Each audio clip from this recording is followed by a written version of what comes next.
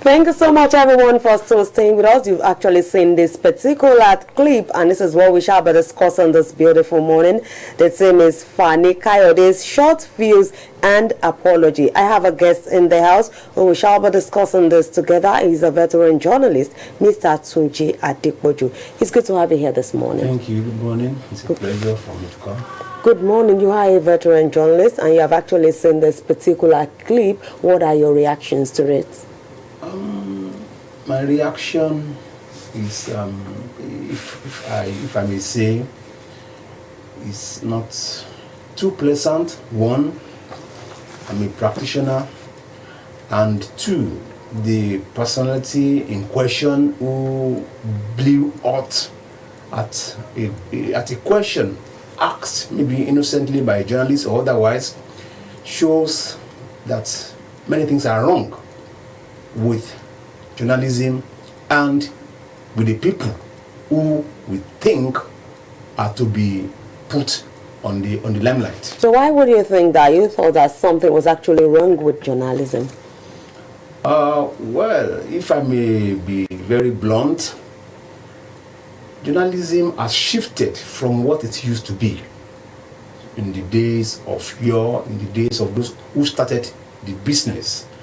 You don't run after a personality because of what you want to make from it, but because maybe you believe that person has a stuff that can benefit the nation or humanity. And now it used to be that truth are sacred or facts are sacred and comments are somehow. But these days, it's like blackmail kind of stuff. You run after personality because of what is coming to your pocket. You somebody who was nobody. Then we began to run after him or her.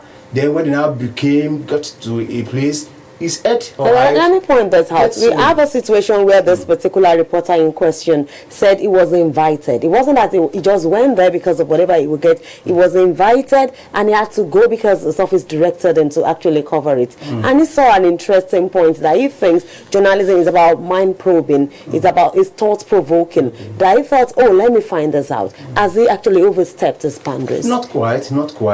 Well, there are rules guiding holding of press conferences or any coordination. You know, I remember here that if they invite you to a press conference, supposedly on the platform of the body, NUJ, correspondent or whoever, there are rules. You know, the letter that invited to that press conference must be signed, and if you get there and you see that something has been done, as a journalist worth his salt. You don't have business being there, and if you are there, you use maturity to maneuver. You know, illegality is coming up. Here in Oyo State, there are rules for holding press conferences. You know, the addressee, we have to pay an amount to the union, and based on what he wants to say, if it's something that's worth it, you not publish. But nowadays you see journalists running to events because of what's going to their pocket. It's So you think the journalists in question here did not play their game well in this particular situation? Well, for all I know, your Charles or what his name is not a tested journalist. You know, unlike bold ones that we know who will probe you even when you know. You are supposed to make him uncomfortable on the seat. But unfortunately, Fani Kayode didn't, you know, people like us, I know him. You know, that says he has short views. And if you have short views, must you now vent your fusilage on journalists? But our people, you know, I don't know what's happening. You know, because even if somebody insults me, then I say, sorry, Aburu or Jonah Press, they call it press boys. I'm always, you know... from what I know about journalism, journalism is a noble profession. It used to be. And so at what point do you think that journalists didn't get it right? Oh, well, it's a decadence that's been happening for quite some, it's for some years back. The practitioners, I must say, they have left what is dignified about journalism. And what do you think is responsible for that? Well, what is responsible is that the screening process. If there are regulations that makes you qualify to be a journalist, but unfortunately now it's now all commerce. Maybe you read mass comm, maybe you read English, maybe you read whatever, and the process, there was some time when the NUJ tried to screen practitioners. Other professions have rules guiding membership. Here you just jump in there because you can speak English or because you went to IIJ or they call their school. Then you begin to mess up. Then you become uncontrollable. We have a situation where there's for all professions, journalists advocate for other people. They push other people's stories. But journalists don't support each other when issues arises. In this particular issue, some are saying this is the first time that you see the NUJ or journalists speaking up for other journalists. Do you share that? Oh, well, they are trying, but it's not here or there. What's happening in NUJ today, I dare not, open the can of worms. Scandals all over, national, state chapels, everywhere. The house is divided. That's falling apart. That's the truth. So, I mean, if NUJ is now speaking up, you will see some other members of the NUJ who will be towing another line.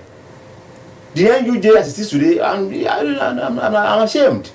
I'm ashamed. It's not.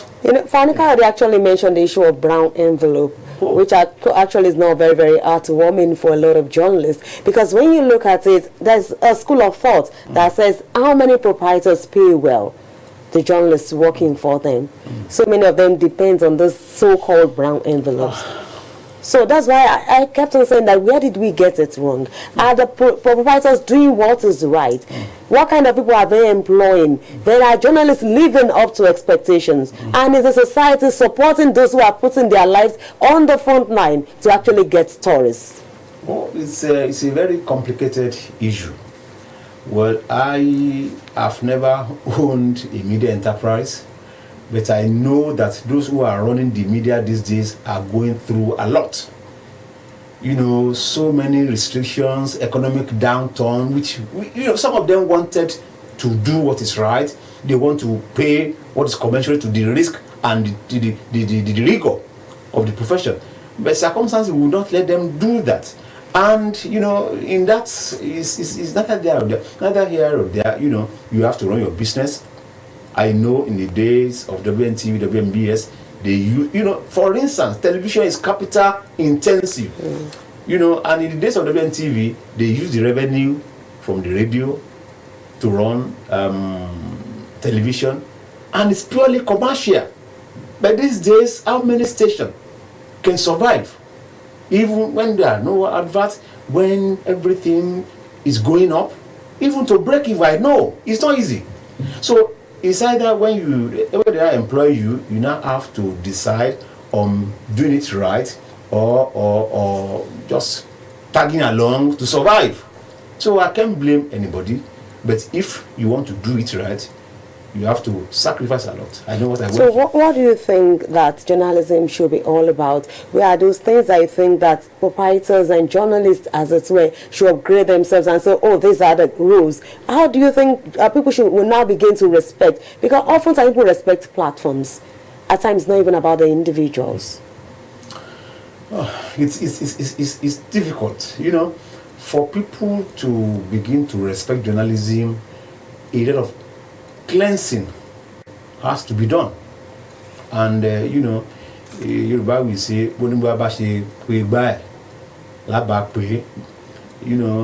I know some of our colleagues who are hungry, some of our colleagues who are on the verge of desperation, and you can't now. I see a lot of people who are actually desperate, but if you are desperate, that doesn't mean that you should now just make it, free fall.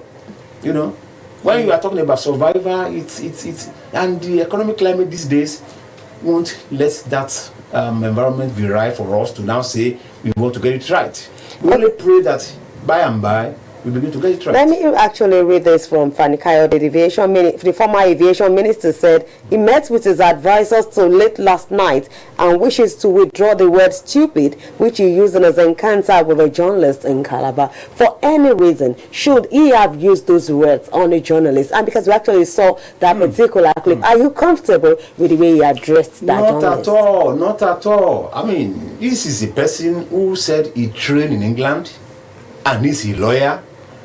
And it's a politician who's been practicing in 1990. I don't know what that's supposed to mean. But you see, there are what we call ethics, ethos. To now, to address you anyhow, even not as a journalist or as a politician. There are things people have to learn. Use of language, stupid. By the time an Englishman will analyze to you what stupid means, you will feel like jumping into the Atlantic Ocean. But for Kayode to say that, it tells so much about who he is. And I have no apology for him. I don't know, but he's a controversial man, and people are saying he has short fuse, he's on drug, I'm not saying so. But if somebody is behaving way off the line, you begin to suspect that something is wrong upstairs. Hi, what are your final thoughts on this particular issue as we round off? Well, my final thought is that we begin to moderate, we begin to do things right gradually, and we begin to hold these people accountable. If it's not the end of the world for any, you can't pay me, you can't pay my price. I do things on conviction, but unfortunately many of our colleagues, they do things to survive. Until we arrive at that point, we are going over. All right, thank you so much, Mr. Tunjade, for coming on AM Cafe. We quite appreciate you for sharing your thoughts with us on this particular issue. I'd like to take another breather, and when we come back, another conversation with another guest. To stay with us.